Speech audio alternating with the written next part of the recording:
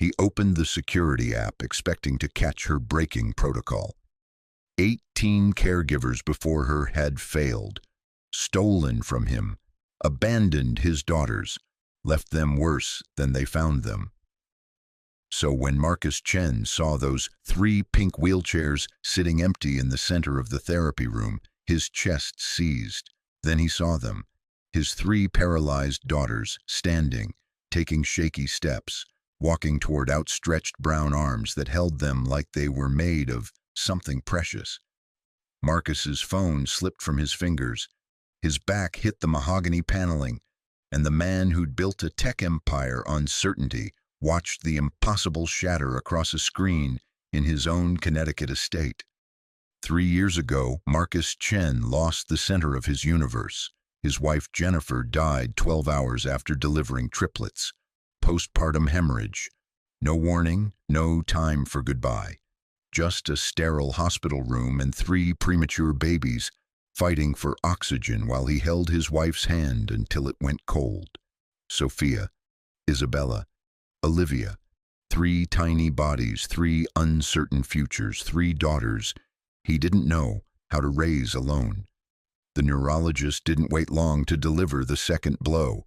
Severe hypoxic brain injury during birth, all 3 girls. Cerebral palsy, the kind that roots into muscles and nerves and doesn't let go. "Mr. Chen, we need to be realistic." The doctor's voice was measured, clinical. "Based on the MRI findings and neurological assessments, independent mobility is extremely unlikely. Walking may not be achievable." Marcus heard the words, but he was still burying Jennifer in his mind, still replaying her last coherent sentence, "Promise me you'll fight for them." Weeks passed, then months. The girls didn't improve, didn't hit developmental milestones. They sat in custom pediatric wheelchairs, small bodies rigid, eyes distant like they were looking at something the rest of the world couldn't see. Marcus hired the best pediatric therapists money could buy. Flew in specialists from Johns Hopkins, Mayo Clinic, Stanford. Purchased equipment that cost more than most people's annual salaries. Standing frames, gait trainers, electrical stimulation devices. Nothing changed. The girls didn't walk. They barely responded. Sophia would occasionally track movement with her eyes. Isabella sometimes made sounds that weren't quite words. Olivia remained the stillest, the most unreachable, and Marcus, alone in his 12,000-square-foot estate overlooking Long Island Sound, started to accept what the doctors said. His daughters would never stand, never run, never dance at their own weddings like he'd imagined during Jennifer's pregnancy. He buried that hope right next to his wife. Then came the caregivers, 18 and 23 months. The first lasted 9 days. Said watching non-verbal children was emotionally draining. The second spent more time documenting the estate for her social media than attending to his daughters. Marcus terminated her contract into the spot. The third seemed perfect. Pediatric nursing degree, stellar references, warm demeanor, until he discovered she'd been accessing his financial accounts. She disappeared with $43,000 before he could file charges. After that, something calcified inside him. One caregiver was caught stealing prescription medications meant for the girls. Another sold photos of his daughters to a tabloid, Tech Billionaire's Tragic Triplets, for $1,800. Each one arrived with credentials and promises. Each one left with his trust bleeding out behind them. Marcus stopped seeing people. He saw threats, variables, potential security breaches. He installed cameras in every room, every hallway, every corner of the therapy suite, motion sensors, audio feeds. He watched the footage at night, laptop balanced on his knees, rewinding and zooming, searching for the lie, the angle, the betrayal he knew was coming. Control became his only protection. Trust became a luxury he couldn't afford. So when Diane Foster walked through his front door, 51 years old, quiet, composed, dark skin against the white marble foyer, Marcus didn't see a person. He saw the 19th failure waiting to happen. The interview took place in Marcus's home office. Floor-to-ceiling windows overlooking the sound, Eames chair, custom walnut desk, everything designed to project authority. Diane sat across from him in a simple navy cardigan and pressed khakis. Her hands rested calmly in her lap. No fidgeting, no forced smiles, just steady presence. Marcus didn't look up from her file. "No improvising," he said flatly.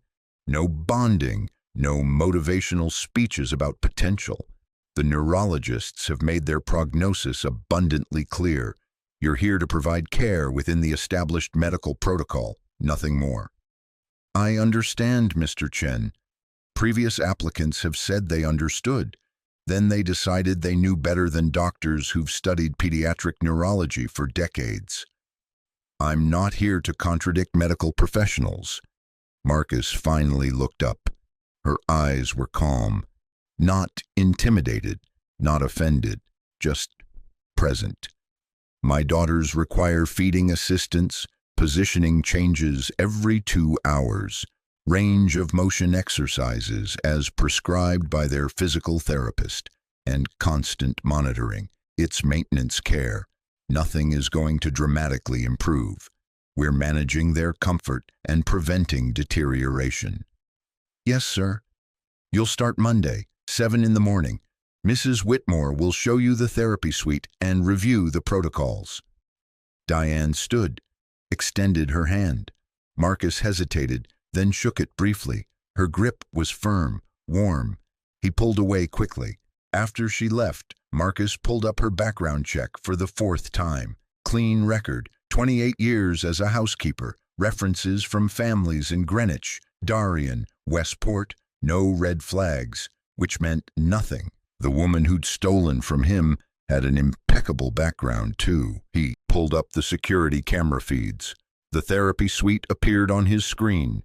3 wheelchairs positioned in their designated spots. 3 small bodies at rest. 3 daughters he loved desperately, but didn't know how to reach anymore. Jennifer would know what to do. Jennifer would sing to them, read to them, hold them for hours without checking her watch. But Jennifer was gone, and Marcus had forgotten how to be anything except vigilant. Monday morning, Marcus watched Diane's arrival through the security cameras. 7 o'clock exactly. She pulled up in a 15-year-old Honda Accord, parked in the staff area, walked to the service entrance with 1 bag, worn canvas carried carefully. Mrs. Whitmore, his head of household, met her at the door. Through the audio feed, Marcus heard the tour of the therapy suite. The girls wake at 6:30. Night nurse transfers them to wheelchairs by 7. They require positioning changes every 2 hours. Timers are set. Feeding is at 8, noon, and 5. Pureed consistency only. Physical therapy protocols are in this binder. Diane listened without interrupting, asked clarifying questions, took no notes, just absorbed information with focused attention. "Mr. Chen is very particular about routine," Mrs. Whitmore said carefully. "The previous caregivers, there were issues with boundary crossing." "What kind of issues?" "Emotional involvement, taking liberties with the care plan. Mr. Chen needs someone who understands this is a professional arrangement. Nothing more." "I understand." Marcus watched Diane enter the therapy suite for the first time. She paused in the doorway. Her hand went briefly to her chest, a small gesture almost like a prayer. Then she walked slowly to each wheelchair. She didn't touch the girls immediately, just positioned herself where they could see her, kneeling to bring herself to their eye level. "Hello, Sophia." Her voice was soft through the speakers. "My name is Miss Diane. I'm going to be spending time with you." Sophia's eyes didn't track toward her, didn't acknowledge her presence. Diane didn't seem bothered. She moved to the next wheelchair. "Hello, Isabella. I'm Miss Diane." Isabella made a small sound. Not quite distress, not quite response. "That's okay, sweet girl. Take your time." Then to Olivia, the smallest, the stillest. "Hello, Olivia, I'm here." She stayed kneeling there for a long moment, not doing anything, not following protocol, just being present with three children who couldn't respond. Marcus's jaw tightened. This was already starting. The emotional involvement, the boundary crossing. But he didn't call down to stop her. Not yet. That night, reviewing the footage, Marcus watched Diane's entire first day and fast forward. She followed every protocol precisely, fed the girls on schedule, changed positions every 2 hours, administered medications correctly, documented everything in the daily log. But between the protocols, during the moments when the schedule allowed flexibility, she did something the others hadn't done. She talked to them. Not baby talk, not simplified language, real conversation. "Sophia, I brought a book today. Would you like me to read to you? It's about a girl who loves the ocean. I think you might like it." Silence from Sophia. But Diane read anyway. Her voice filled the therapy suite, warm, unhurried, like she had all the time in the world. Marcus told himself it was harmless. Reading didn't violate protocol, but something about it unsettled him. The way she spoke like they could understand, like they were people, not patients. Week 1 passed. Diane arrived at 7 every morning, left at 3 when the afternoon caregiver arrived. No complaints, no drama, no phone calls she shouldn't make. Just quiet consistency. Marcus watched every minute of footage, looking for the crack. The moment when her mask would slip and he'd see what she really wanted. Money, fame, leverage. But all he saw was a woman sitting with his daughters, feeding them with patience, repositioning them with gentle hands, reading to them like it mattered. On Friday night, reviewing the week's footage, Marcus noticed something. Sophia had turned her head twice during Diane's reading, small movements barely perceptible, but directed toward the sound of Diane's voice. Marcus rewound, watched it again. It could be coincidence, involuntary muscle spasm. The neurologists had warned him not to read meaning into random movements, but something in his chest tightened anyway. Hope was dangerous. Hope led to disappointment. Hope was what had broken him when specialist after specialist confirmed there would be no miracle recovery.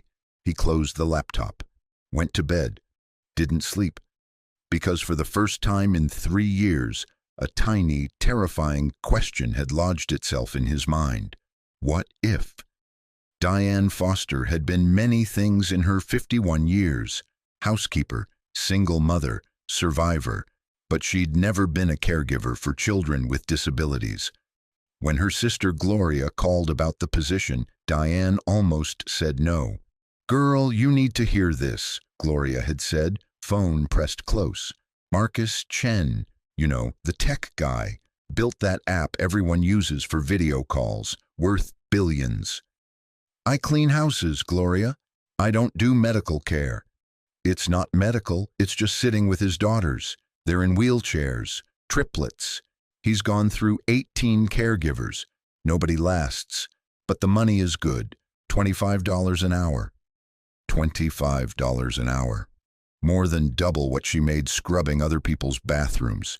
Diane could pay off her credit cards, fix her car's transmission, maybe save something. "Why doesn't anyone last?"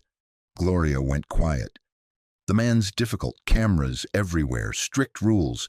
Some people say he's paranoid, but Diane, his wife died having those babies. He's just broken." That word settled in Diane's chest. Broken. She'd been broken once too. 16 years ago when her husband walked out, left her with 2 teenage sons and $15 in checking. She'd cleaned houses on her knees until they bled, worked 3 jobs, raised her boys anyway. Jamal was a teacher now in Atlanta. Marcus Jr. was finishing his MBA at Columbia. She'd survived being broken. Maybe she could sit with someone else who was. "Give him my number," Diane said quietly. The interview had been exactly what Gloria described, cold, transactional, designed to keep her at a distance. But Diane recognized something in Marcus Chen's eyes, something beneath the control and surveillance and rigid protocols. Terror. He was terrified of caring, terrified of hoping, terrified that if he let himself love his daughters fully, losing anything else would destroy him completely. Diane had felt that terror too. After her husband left, she'd almost shut down, almost decided that trusting anyone again was too dangerous. But Pastor Williams at Bethel AME had told her something that changed everything. The opposite of love isn't hate, sister, it's fear. And fear is just a cage we build ourselves. Marcus Chen had built himself a very expensive cage. Now, starting her second week, Diane sat in the therapy suite during the girls' rest period. They'd been positioned in their wheelchairs near the window where morning light streamed across their small faces. Diane pulled out her phone. No games, no social media, just her Bible app. She opened to the Psalms she'd marked. He heals the brokenhearted and binds up their wounds. She looked at Sophia, Isabella, Olivia, 3 little girls who'd never asked to be born into tragedy, never asked for bodies that wouldn't cooperate, never asked to be treated like medical cases instead of children. "Lord," Diane whispered, "I don't know what I'm doing here. I don't have training, I don't have credentials. But if you sent me here, please show me how to serve these babies well." She opened her eyes. Olivia was looking directly at her, not past her, not through her, at her. Diane's breath caught. She didn't move, didn't want to break whatever fragile connection this was. "Hello, sweet girl," she whispered. "You see me, don't you?" Olivia's gaze held for 3 seconds, 4, then slowly drifted away. Diane's eyes filled with tears. The doctors said these girls would never truly engage, would never form connections, would never be present in any meaningful way. But Olivia had just looked at her, really looked. That afternoon, after Diane left, Marcus reviewed the footage. He watched Diane pray, watched Olivia's gaze lock onto her face, watched the moment of connection. His hands trembled on the keyboard. He told himself it meant nothing. The neurologists had explained that intermittent eye contact didn't indicate cognitive awareness. Random neural firing could create the appearance of intentional gaze. But Marcus had watched 3 years of footage, hundreds of hours. His daughters had never looked at anyone like that before. He closed the laptop, poured himself 3 fingers of scotch, stood at his office window watching darkness settle over the sound. Jennifer used to stand at this same window when she was pregnant, her hands on her belly, talking to the babies she hadn't met yet. "They're going to be so loved," she'd said. "So incredibly loved." Marcus pressed his forehead against the cold glass. "I don't know how to do this," he whispered to the darkness. "I don't know how to hope again." Downstairs in the therapy suite, 3 small girls slept in their medical beds. And across town, in her 1-bedroom apartment, Diane Foster knelt beside her own bed, hands folded. "Thank you for letting Olivia see me today," she prayed. "Whatever happens next, help me love these children well. Help me be what they need, even if their daddy can't trust me yet. Even if this is hard, just help me stay." Outside both their windows, the same moon rose, and somewhere in the space between what was and what could be, something impossible was beginning to stir.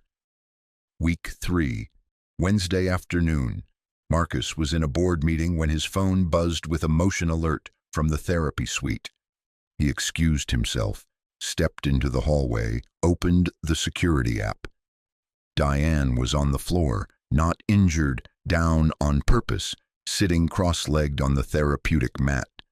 The girls' wheelchairs were positioned in a semicircle around her, and in her hands she held something small. Marcus zoomed in, a portable speaker. His jaw clenched. Music wasn't in the protocol. The girls had auditory sensitivity. Sound therapy was administered by a licensed specialist on Tuesdays only, with specific frequencies and volumes calibrated to their neurological needs. Random music was not approved. He watched Diane press play. Piano music filled the therapy suite, not classical therapy tones. Something warm, almost like a hymn.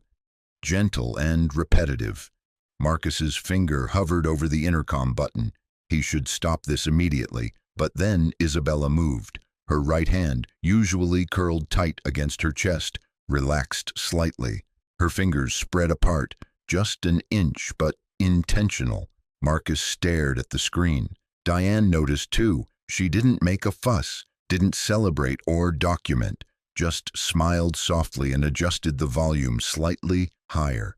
Then she did something that made Marcus's breath stop. She began moving Isabella's legs, not the prescribed range of motion exercises, something different, rhythmic, patterned, left leg, right leg, left leg, right leg, like walking, like teaching Isabella's muscles to remember something they'd never learned. This was completely outside protocol. The physical therapist had specific exercises, specific movements, specific duration and frequency. Diane was improvising, making up her own approach. Marcus should terminate her immediately, but he kept watching, because Isabella was responding. Her legs, usually rigid with spasticity, were moving more fluidly under Diane's gentle guidance. The resistance was less, the movement smoother. Diane moved to Sophia next. Same gentle leg movements, same rhythmic pattern. "Come on, sweetheart," Diane murmured. "Your legs know what to do. We just have to remind them." Marcus gripped his phone so hard his knuckles went white.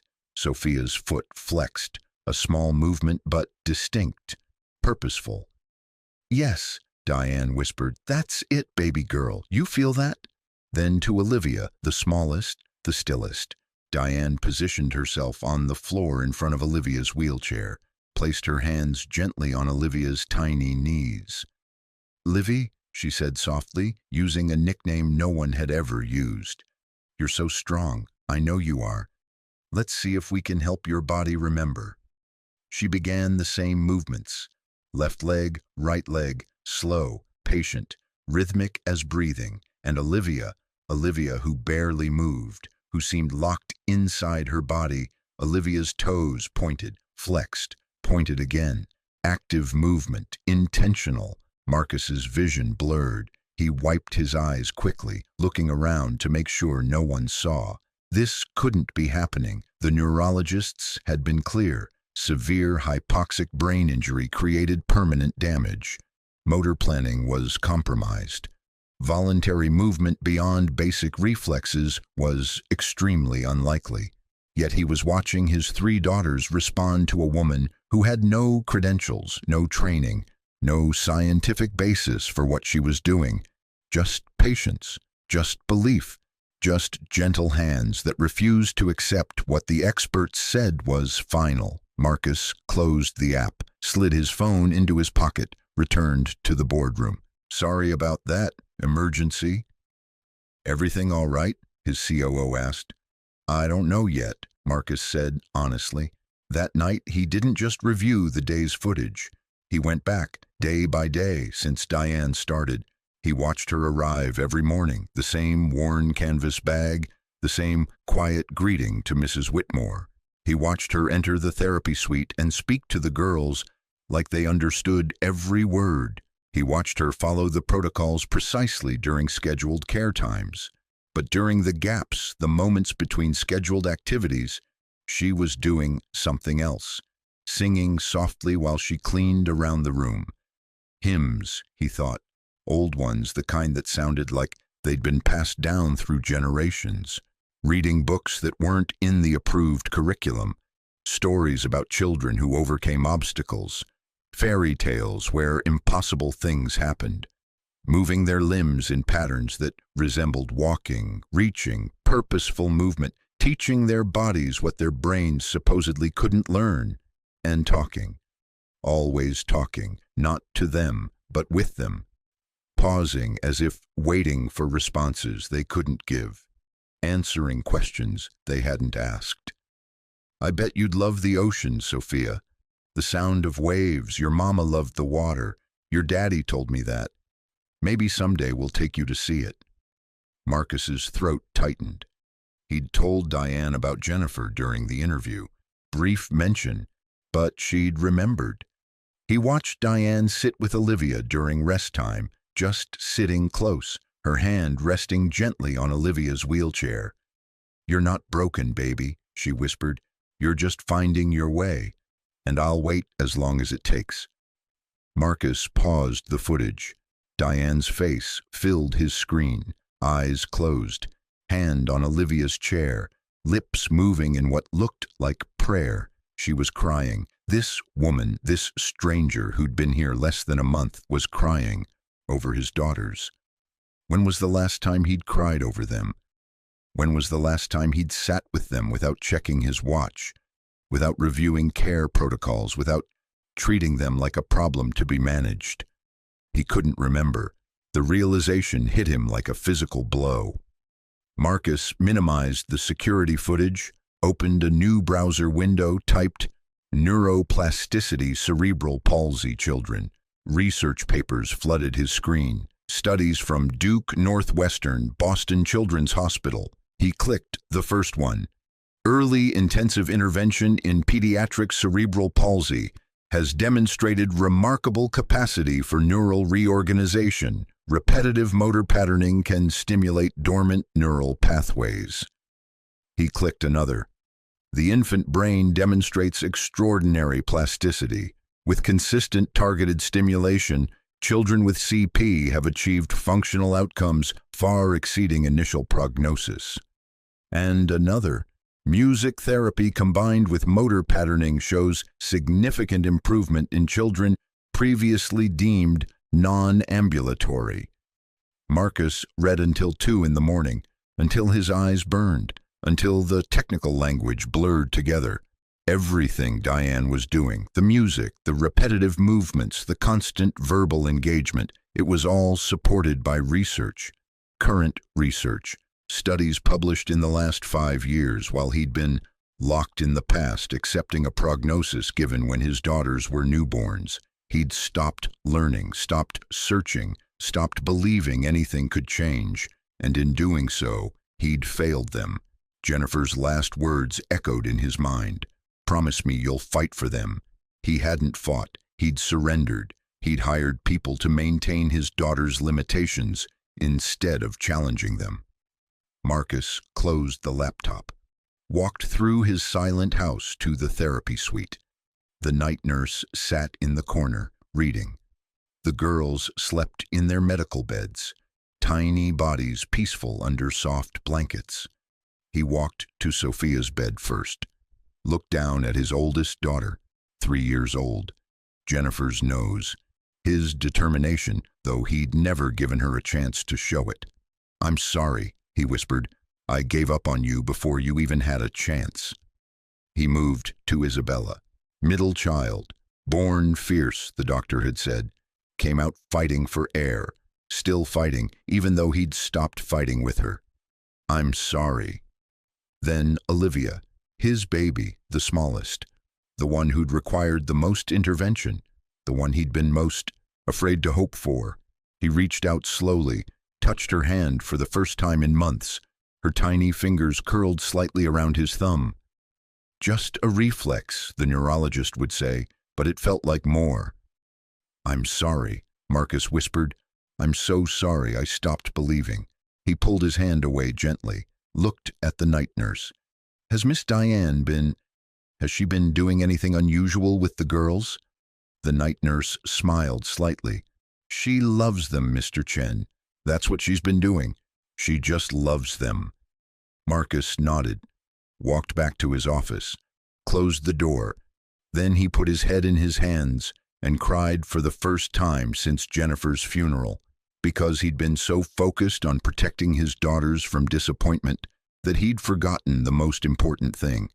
They needed someone to believe they were worth more than their diagnosis, and a woman he'd hired to follow protocol was showing him that love, real, patient, relentless love, might be the only protocol that actually mattered. If you're enjoying this story, don't forget to hit the like button and subscribe. Drop a comment telling me where in the world you're watching from. I love hearing from you. Week 5 began with Marcus doing something he hadn't done in 18 months, canceling a business trip. Reschedule Tokyo, he told his assistant. Push the investor meetings to next quarter. Sir, this is the third time I said reschedule. He couldn't leave. Not now. Not when something was happening in his own home that he didn't understand but couldn't stop watching. Every night, Marcus sat in his office reviewing footage. Not just spot checking anymore, he watched every minute, every interaction between Diane and his daughters. He documented changes in a private file on his encrypted drive. Week 5, Day 2. Sophia maintained eye contact with Diane for 11 seconds during story time. Previously longest recorded eye contact 3 seconds. Week 5, Day 3. Isabella vocalized 3 distinct sounds during music session, not distress sounds. Appeared intentional, possibly responsive. Week 5, Day 4. Olivia's right hand reached toward Diane when she sang. Movement covered approximately 4 inches. Sustained reach for 6 seconds. Marcus told himself he was being objective, scientific, documenting data, but his hands shook every time he typed an entry. Thursday morning, Dr. Patricia Reynolds arrived for the girls' monthly evaluation. She was the lead pediatric neurologist at Yale New Haven, one of the specialists Marcus had kept on retainer since the girls were 6 months old. Marcus watched through the cameras as Dr. Reynolds examined each girl. Standard assessment, muscle tone, reflexes, response to stimuli, developmental markers. She started with Sophia, moved her through the usual tests, then stopped. Marcus leaned closer to his monitor. Dr. Reynolds was frowning. She repeated the reflex test, then checked Sophia's muscle tone again, her hands moving carefully along Sophia's legs. She called to Diane, who stood respectfully at the side of the room. Miss Foster, how long have you been working with the girls? 5 weeks, ma'am. And you're following the prescribed physical therapy protocols? Yes, ma'am, the protocols from the therapy binder, but I also... Diane hesitated. Also what?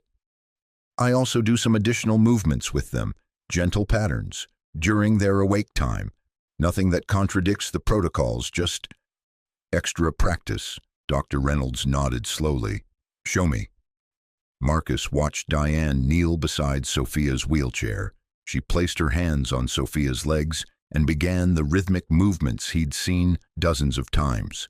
Left leg, right leg, walking pattern, slow and steady. Dr. Reynolds observed silently. Then she examined Isabella and Olivia, asking Diane to demonstrate the movements with each girl. When she finished, Dr. Reynolds sat back, removed her glasses, cleaned them slowly. Mr. Chen, she said, looking directly at the camera she knew was there. We need to talk. 10 minutes later, Marcus met her in his office. Dr. Reynolds sat across from him, tablet in hand. Her expression was carefully neutral, the face doctors wore when delivering news they hadn't anticipated. What's wrong? Marcus asked, his stomach dropping. Nothing's wrong. That's what I need to discuss with you. She pulled up her notes. Marcus, there have been significant improvements in all 3 girls since my last evaluation. Improvements. Sophia's muscle tone in her lower extremities has decreased by approximately 30%. That's substantial. Her hip flexors show increased range of motion. Her ability to maintain eye contact has improved dramatically. Marcus's heart pounded. What does that mean? It means the spasticity we expected to worsen or remain static has actually reduced. Isabella is vocalizing with intention. I observed clear, responsive sounds during my exam. And Olivia, Dr. Reynolds paused. Olivia demonstrated purposeful reach today, sustained goal-directed movement. The initial prognosis was based on their condition at 6 months of age. But Marcus, neuroplasticity in young children is remarkable. If intervention is intensive and consistent, she looked at him directly. What has Miss Foster been doing differently? Marcus felt his throat tighten. She talks to them constantly. She moves their legs in walking patterns. She plays music. He stopped. She treats them like they can improve. Dr. Reynolds nodded slowly. The research on early intensive intervention has evolved significantly in the past 5 years. What she's doing, the repetitive motor patterning, the verbal engagement, the musical stimulation, it's all supported by current literature. You're saying she's right? A housekeeper with no medical training is doing something that 3 years of specialists couldn't. I'm saying she's doing something we should have been doing more aggressively from the beginning. But intensive therapy is expensive, time-consuming, and outcomes are never guaranteed. Most insurance won't cover it. Most families can't sustain it. She closed her tablet. But Miss Foster is providing it, 8 hours a day, 5 days a week, consistently. Marcus stared at her. What happens now? Now I'm adjusting my recommendations. I'm going to formally prescribe intensive motor patterning therapy, verbal engagement protocols, and musical integration, which means Miss Foster's methods become part of the official treatment plan. Will they walk? The question hung between them. Dr. Reynolds chose her words carefully. I don't make promises I can't keep, but 6 weeks ago I would have said their current level of improvement was extremely unlikely. Today I'm saying I don't know what their ceiling is anymore. We'll have to wait and see. After she left, Marcus sat in his office for a long time. The encrypted file was still open on his screen. All those documented changes, all that evidence. A woman who made $25 an hour had accomplished what his millions couldn't buy, not because she knew more, because she believed more. That night, Marcus didn't just watch the security footage. He went to the therapy suite, stood outside the door during Diane's afternoon session. He could hear her voice through the door, warm, patient, utterly convinced. That's it, Isabella. Move your leg just like that. Yes, baby, you're so strong. Then Sophia. Look at you holding your head up. 30 seconds now, you're doing it. Then Olivia. Sweet girl, I see you trying. I see every bit of effort. You're amazing. Marcus pressed his palm against the door. His daughters were in there, working, fighting, improving, and he was standing outside, still watching through barriers, still afraid to step in. Promise me you'll fight for them. Jennifer's voice in his memory, clear as if she were standing beside him. Marcus took a breath, opened the door. Diane looked up from where she knelt beside Olivia's wheelchair. Surprise flickered across her face, but she didn't stop what she was doing. Mr. Chen, don't let me interrupt. His voice came out rough. He walked slowly into the room. His daughters were positioned in their wheelchairs, arranged in a semicircle around Diane. The afternoon sun streamed through the windows, casting warm light across their small faces. Marcus hadn't been in this room during the day in months, maybe longer. He'd forgotten how beautiful it was, how the light caught in Sophia's dark hair, how Isabella's eyes reflected the blue sky visible through the windows, how small Olivia still was. Would you like to join us? Diane asked gently. Marcus nodded, couldn't speak. Diane shifted slightly, making space. Marcus pulled over a chair, sat down awkwardly. His daughters were right there, 2 feet away. He could reach out and touch them. We're working on leg movements, Diane explained, just helping their muscles remember patterns. Would you like to try with Sophia? I don't know how. I'll show you. Diane moved to Sophia's wheelchair, positioned her hands gently on Sophia's legs. You just hold here, gentle but firm. Then move slowly, left leg, like walking. The rhythm is important, steady, predictable. She guided Marcus's hands to replace hers.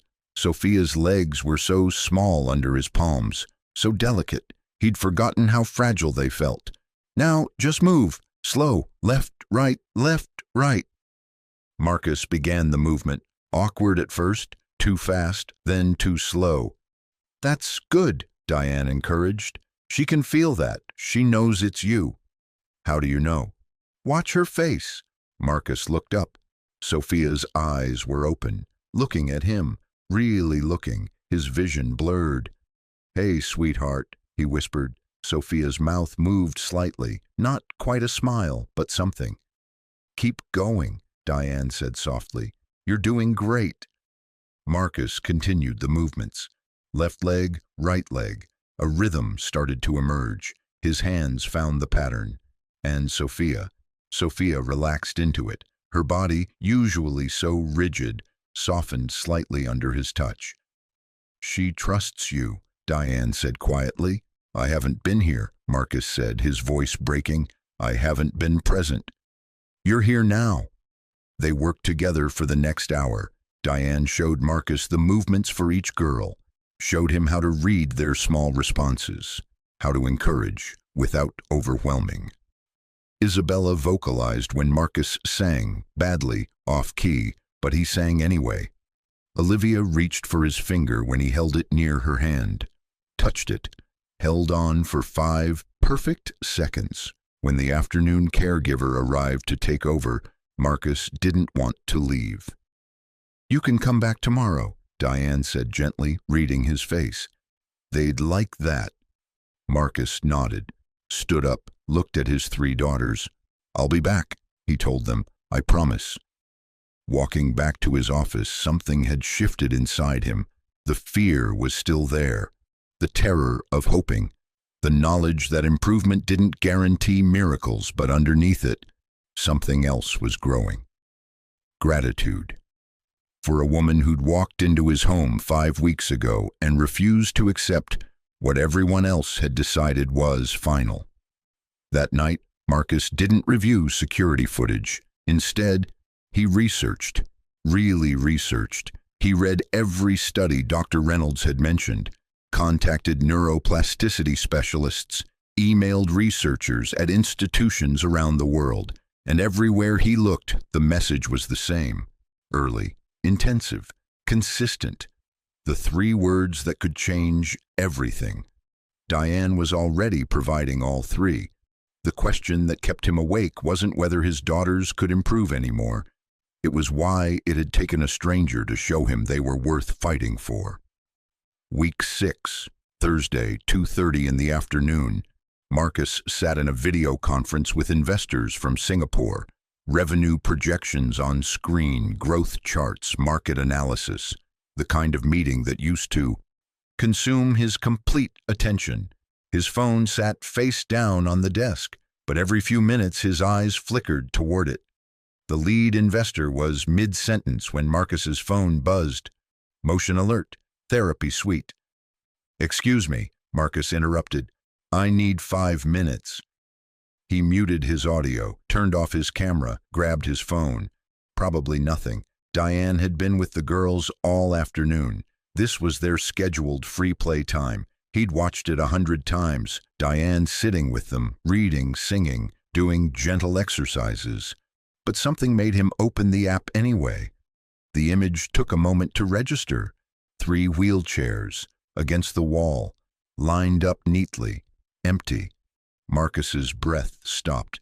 His first thought was panic, emergency. Something happened. He stood up so fast his chair rolled backward. Then he saw them, center of the therapy suite, hardwood floor gleaming in afternoon light. Sophia, Isabella, Olivia, standing, his 3 paralyzed daughters. The girls doctors said would never support their own weight. Standing upright, shaking, wobbly, but standing on their own 2 feet. Diane knelt 5 feet away, her arms stretched wide, tears streaming down her face. "Come on, babies," she whispered, her voice breaking. "Come to Miss Diane, you can do it." The phone started to slip from Marcus's fingers. He caught it, couldn't breathe, couldn't move. Sophia moved first. Her small foot lifted, hovered, trembling violently, then came down, 6 inches forward. A step. Marcus made a sound, something between a gasp and a sob. Isabella went next, more cautious, her arms out for balance. She shifted her weight, lifted her left foot. Another lift, another step, 2 steps. Marcus's knees buckled. He grabbed the edge of his desk. The phone shook in his hand so badly the image blurred. On screen, Olivia stood between her sisters, the smallest, the one who'd been most affected, the one Dr. Reynolds had said would likely never achieve independent mobility. She looked at Diane, her face uncertain, scared. "You can do it, Livy," Diane encouraged, her voice thick with tears. "I'm right here. I won't let you fall." Olivia's foot lifted. It came down, forward, another lift, another step, 3 steps. The phone slipped. Marcus didn't catch it this time. It clattered against the desk, the image flickering but still visible. His 3 daughters reached Diane's outstretched arms at almost the same moment. She gathered them against her chest, pulling all 3 close, sobbing openly. "Yes," she cried. "Oh my God, yes, look at you. Look at what you did." Marcus's legs wouldn't hold him. He slid down from his chair, his back scraping against the desk until he sat on the floor of his office. His whole body shook. 3 years, 3 years of specialists saying never, 3 years of accepting that his daughters would spend their lives dependent, 3 years of expensive equipment designed to accommodate limitations, not challenge them, and there they were, standing, walking, reaching for a woman who'd refused to believe what the world told her. Marcus pressed both hands against his face. Tears poured through his fingers. Not quiet tears, not controlled grief. This was something breaking open inside him that had been locked away since the day Jennifer died. Every failure, every moment he'd chosen fear over hope. Every night spent watching screens instead of holding his daughters. Every promise he'd broken to his wife. The shame, the guilt, the overwhelming realization of how close he'd come to giving up on them completely. His sons could walk. His daughters, his 3 perfect daughters, they could walk. And he'd almost never known, because he'd stopped looking for miracles the day his wife stopped breathing. Marcus didn't know how long he sat on that floor. Minutes, maybe longer. The video conference was still running on his computer, voices calling his name through the speakers. He didn't care. He pulled himself up on unsteady legs, grabbed his phone. The image was frozen, but he could still see it. 3 girls in Diane's arms, her face wet with tears, her expression pure joy. Marcus walked out of his office, down the hallway. His feet didn't feel connected to the ground. Everything moved in slow motion. The therapy suite door was open. He stopped in the doorway. Diane sat on the floor, all 3 girls in her lap. They were exhausted from the effort, small bodies limp against her chest. But they were smiling, actually smiling. She held them like they were made of something precious. Her face was still wet with tears. She looked up when she sensed him there. Their eyes met. Marcus expected to see triumph, pride, vindication, that look that said, "I told you so." But that's not what he saw. He saw compassion. For him, understanding of what this moment cost. Diane didn't say anything, just watched him, holding his daughters, waiting. Marcus tried to speak. His mouth opened. Nothing came out. He took a step forward, another. His legs wobbled. He dropped to his knees in the doorway, unable to take another step. "How?" His voice cracked completely. "How did you know?" Diane looked down at the girls, then back at him. Her voice was soft, gentle. "I didn't know, Mr. Chen." She paused. "I just believed." Something inside Marcus shattered completely. The last wall, the final barrier. He crawled forward on his hands and knees, not walking, couldn't walk, just moving toward them until he reached his daughters. His hands shook as he touched Sophia's face, then Isabella's, then Olivia's, his daughters, his 3 perfect daughters who'd just done the impossible. "I'm sorry," Marcus whispered, the words barely audible. "I'm so sorry." He said it over and over, an apology for every day he'd spent hiding, every night he'd chosen surveillance over presence, every moment he'd let grief steal from them. The girls watched him with curious eyes, not understanding the words but feeling the emotion behind them. Marcus gathered all 3 into his arms, pulled them against his chest, breathed in their scent, let himself feel what he'd been too afraid to feel for 3 years. Love, overwhelming, terrifying, all-consuming love. Diane quietly moved back, giving him space, but Marcus reached out, grabbed her hand. "Stay," his voice broke. "Please." She nodded, settled beside him. They sat there together on the therapy suite floor. A broken father, 3 daughters who'd just walked, a woman who'd refused to give up. 4 wheelchairs sat against the wall, empty, no longer needed, at least not in this moment. Marcus held his daughters tighter, closed his eyes, and for the first time since Jennifer died, he felt her presence. Not grief, not loss, but something like blessing, like she was watching, like she'd been waiting for this moment, like she'd known all along what he'd forgotten, that miracles don't need permission, they just need someone brave enough to believe they're possible. The afternoon light shifted through the windows, casting long shadows across the floor. The house felt different now, not empty, not cold, alive. Marcus opened his eyes, looked at Diane, this woman who'd walked into his surveillance-filled, fear-locked home and dared to hope anyway. "You gave them their legs," he said, his voice raw. Diane shook her head slowly. "No, Mr. Chen, they gave themselves their legs. I just reminded them they had them." Marcus looked down at Sophia, Isabella, Olivia, 3 small faces looking up at him, trusting, present, here. "Thank you," he whispered, to Diane, to his daughters, to Jennifer's memory, to whatever force in the universe had sent this woman to his door. "Thank you." That night, Marcus couldn't sleep.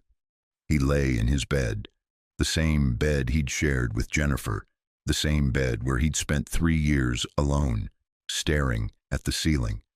His mind replayed the moment over and over. His daughters, walking, reaching for Diane's arms, not his. The joy he'd felt in the therapy suite had curdled into something darker as the hours passed. By 2 in the morning, Marcus was in his office. Security footage pulled up, watching the moment again. 3 girls taking their first steps toward a woman they'd known for 6 weeks, not toward their father, toward a stranger, a hired employee, someone who'd been paid $25 an hour to care about them. Marcus's jaw clenched. He told himself this was gratitude, that he was reviewing the footage to document the breakthrough, to share with Dr. Reynolds, to mark this historic moment. But that wasn't true. He was searching for something, some proof that what he was feeling wasn't what he thought it was. Jealousy. Diane had done in 6 weeks what he couldn't do in 3 years. She'd reached his daughters, connected with them, made them believe in themselves, and his daughters, his own flesh and blood, had chosen her arms to walk toward. Marcus closed the laptop, poured 3 fingers of scotch, stared out at the dark sound. His phone buzzed. Text from his mother in California. "Just heard from Patricia Reynolds. She says the girls are improving. Call me." Marcus ignored it. Another buzz. His sister, P, just emailed me. "Is it true? Are they walking?" He turned the phone face down. By morning, Marcus had convinced himself something was wrong. This progress was too fast, too dramatic. Diane must be pushing them too hard, risking injury, creating false hope that would devastate them when the inevitable regression came. At 7 o'clock, he was waiting when Diane arrived. She walked in with her usual canvas bag. Quiet greeting to Mrs. Whitmore, started toward the therapy suite. "Miss Foster," Marcus's voice stopped her in the hallway. "My office now." Something flickered in her eyes, not fear, awareness. She followed him silently. Marcus closed the door, didn't offer her a seat, stood behind his desk like this was a termination meeting, because that's what it was. "What happened yesterday was dangerous," he said. No preamble, no acknowledgement of the miracle. Diane's face remained calm. "Dangerous. You pushed my daughters to attempt mobility they're not ready for, without medical supervision, without proper safety protocols. Mr. Chen, they stood on their own. They initiated. You've been working them for 6 weeks without consulting me, without following the prescribed treatment plan. You've been improvising with my daughter's health. Dr. Reynolds approved my methods. She adjusted the official protocols to include Dr. Reynolds isn't their father." Marcus's voice rose. "I am, and I'm telling you this stops. Today." Diane took a slow breath. "What exactly are you asking me to stop?" "The motor patterning, the music, the constant verbal engagement, all of it. We're returning to the original protocols." "The protocols that kept them immobile for 3 years?" Marcus's hands clenched. "The protocols established by medical professionals with decades of experience. The protocols that accepted their limitations as permanent. Because that's the reality." Marcus slammed his hand on the desk. "You're filling them with false hope. When they can't sustain this, when the progress plateaus or reverses, they'll be devastated. You're setting them up for heartbreak." Diane's eyes held his. "Is that what you're worried about, Mr. Chen? That they'll be heartbroken, or that you will?" The question landed like a slap. "Excuse me? You hired me to maintain their limitations, to keep them comfortable in their diagnosis, because as long as nothing changed, you didn't have to feel anything." Her voice stayed gentle, but something fierce lived beneath. "Now they're improving and you can't control it. Can't control them, can't control me. You're fired." The words came out cold, final. Diane didn't flinch. "Mr. Chen, effective immediately. I'll have Mrs. Whitmore prepare your final payment. I want you out of this house within the hour. Have you thought about what this will do to your daughters?" "I'm thinking about my daughters. That's why I'm doing this. You've crossed boundaries, become emotionally involved. They're forming an unhealthy attachment." "They're forming a healthy attachment." Diane's voice finally rose. "They're learning to trust, to believe someone will stay, to feel safe enough to try impossible things." "Based on a relationship with someone who's leaving in an hour." Diane went very still. The words hung between them. "You're teaching them the same lesson their mother taught them," Marcus said, his voice dropping to something cruel. "That people who claim to love them will abandon them." He regretted it immediately, saw the words land, saw Diane's face close off. "I need to say goodbye to them," she said quietly. "No. Clean breaks are easier." "For who?" "This conversation is over." Diane looked at him for a long moment, not with anger, with something worse. Pity. "You're not protecting them, Mr. Chen. You're punishing them for making you feel something again." She turned and walked out. Marcus stood alone in his office. His hands shook. His chest felt cracked open. He'd done the right thing. He'd protected his daughters from someone who was too involved, too invested, too dangerous. He almost believed it. 30 minutes later, Marcus watched through the cameras as Diane came down the stairs, canvas bag in hand. Mrs. Whitmore escorted her to the service entrance. The therapy suite monitor showed 3 wheelchairs, 3 small girls who didn't understand why their morning had changed. Sophia kept turning toward the door, waiting. Isabella made questioning sounds, growing distressed. Olivia stared at the space where Diane usually appeared, her small face confused. Marcus told himself they'd adjust. Children were resilient. They'd forget. But as the morning stretched into afternoon and his daughter's confusion turned to agitation, something started to crack. Sophia refused to eat, turned her head away from the afternoon caregiver. Isabella cried, not the distressed sounds Marcus was used to. Something deeper. Loss. Olivia closed her eyes, went completely still, like she'd done in the early days before Diane arrived. By evening, all three girls had regressed. The vitality that had been growing in them, the responsiveness, the engagement, had dimmed. Marcus sat in his office watching them on the monitors. 3 small bodies, 3 wheelchairs, 3 daughters who'd taken their first steps yesterday and would never understand why the woman who helped them was gone. His phone rang. Dr. Reynolds. What happened? Her voice was sharp. I got a call from your household staff. You terminated Diane Foster. I made a personnel decision. A personnel decision? Marcus, that woman is providing the most effective intervention your daughters have ever received. She was overstepping boundaries. She was caring about them. Do you understand how rare that is? How many caregivers will invest that kind of emotional energy? That's exactly the problem. Too much emotional investment creates dependency. Your daughters need dependency. They need attachment. They need someone who believes in them enough to push them beyond what's comfortable. Patricia's voice softened. Marcus, what is this really about? Marcus was quiet. You can't keep everyone at arm's length forever. Not the caregivers, not your daughters, not yourself. Thank you for your concern, Dr. Reynolds. I'll call when we're ready for the next evaluation. He hung up. The house felt wrong. Too quiet. The energy that had been building over 6 weeks, the hope, the progress, the life, had evaporated. By midnight, Marcus stood outside the therapy suite. The night nurse had finally gotten the girls to sleep. But it had taken hours. They'd been inconsolable.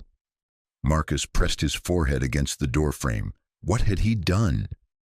He pulled out his phone, opened his contacts, scrolled to Diane's number. His thumb hovered over the call button. Then he saw it. An email from his security company.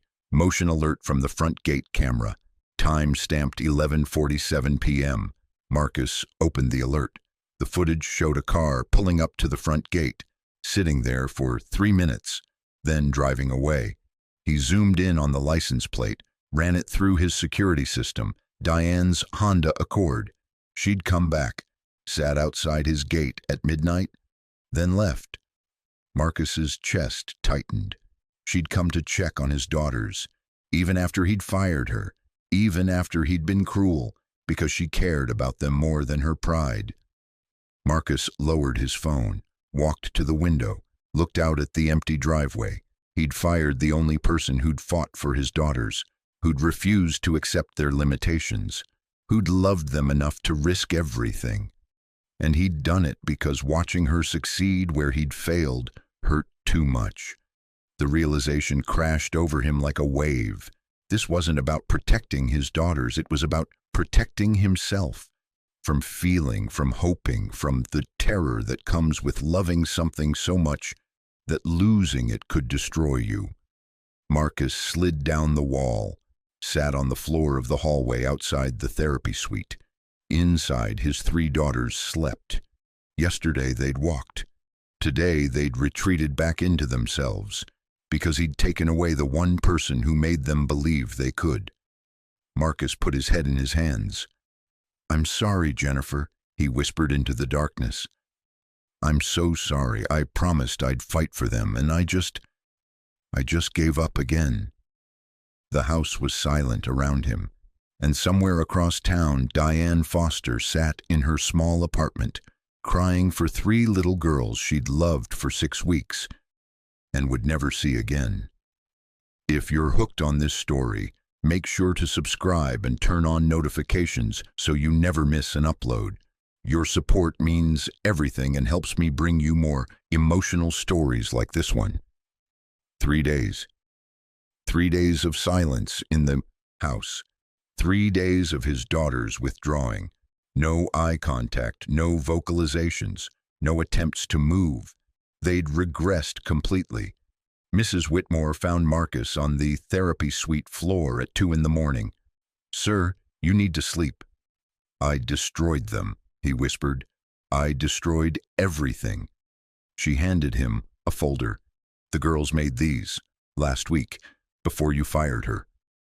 Inside were drawings, 3 childish scribbles in crayon. Each one showed the same thing: a brown stick figure with outstretched arms, hearts everywhere. On the back of Olivia's drawing, Diane had written in pencil. Livy pointed at this all by herself. First intentional communication. She loves Miss Diane. Marcus's vision blurred. His daughters had been trying to tell him they loved her, and he'd ripped her away. Saturday morning, Marcus drove to the address in Diane's file. A modest apartment complex in Bridgeport, 3rd floor walk-up. He knocked, waited, knocked again. The door opened. Not Diane. A younger man, late 20s, looked at Marcus with recognition and anger. "You got some nerve showing up here. I need to speak with Diane. My mother doesn't want to see you." "Please." "My daughters." "Your daughters?" The man stepped forward. "You fired the woman who loved them like her own, who cried over them every night, who prayed for them constantly, and now you want something." "I made a mistake, a terrible mistake, please." "She's not here, she's at church, where she's been every day since you broke her heart." The door closed. Marcus found Bethel AME on Fairfield Avenue, slipped into the back pew during service, saw Diane 3 rows ahead, head bowed in prayer. After the service, he approached. "Diane." She turned. Her eyes were red-rimmed, tired. "Mr. Chen, I'm sorry. I'm so deeply sorry. I was jealous, scared. I pushed away the best thing that ever happened to my daughters because watching you succeed where I failed hurt too much." Diane's jaw tightened. "You humiliated me. You taught those girls that love isn't safe." "I know, and I'll spend the rest of my life making it right. They need you. They're lost without you. I'm lost without you." "I can't." Marcus pulled out the drawings. "They made these for you." Olivia pointed at yours. Her first intentional communication. She was trying to tell me. They all were. They love you. Diane's hands trembled as she took the drawings. Tears spilled down her cheeks. "If you come back," Marcus said, his voice breaking, "it won't be as an employee. You'll be family, part of our family, whatever it takes, whatever you need. Just please, please don't give up on them." Diane looked at the drawings for a long time, then at Marcus. "One condition," she said quietly. "You stop hiding. You show up. You be their father." "I promise." 6 months later, the therapy suite had been transformed. No longer clinical, now filled with color, music, laughter. Sophia ran across the room, actually ran into Marcus's arms. Isabella sang. While she played, clear words, beautiful sounds. Olivia walked holding Diane's hand, steady, strong, smiling. Marcus knelt on the floor. "Come here, girls, all of you." 3 daughters ran to him. Diane walked over, knelt beside them. "We're taking a family photo today," Marcus said. "All of us." "All of us?" Diane asked softly. Marcus looked at her. "You're not the nanny anymore, Diane. You're their mother, if you'll accept that." Diane's eyes filled with tears. She nodded. "I already am." The photographer snapped the picture. A billionaire who'd learned to hope. 3 daughters who'd walked into the impossible, and a woman who'd refused to give up. a family built not by blood but by belief. Thank you so much for watching until the end. If you loved this story, check out the other videos on your screen now. I think you'll really enjoy them. And don't forget to subscribe if you haven't already. See you in the next story.